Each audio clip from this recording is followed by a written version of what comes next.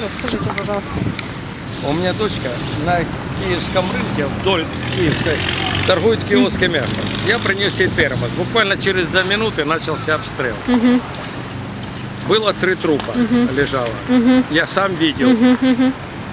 Перед киоском, здесь тротуар, стояло 2 машины. Вот, они были разрушены. Эти машины, что нас спасло с дочерью. Когда я вышел, я посмотрел. Я специально посмотрел, как с асфальта торчало 2 ракеты. Направление было полета ракеты со стороны Новоазовска. Со стороны Новоазовска. Я сейчас проведу дочь, если надо, она подтвердит мои слова. Так что наши войска Мариуполь не обстреливали. Это обстреливали российские войска.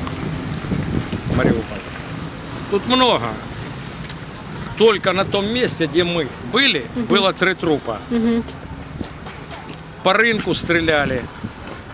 Магазин Ева, это Детские игрушки. Да, горел. Наверняка снаряд — это прямое попадание. Там наверняка были люди. Так что погибло много людей. Что, военные заходили только что ко мне, что? Они спросили.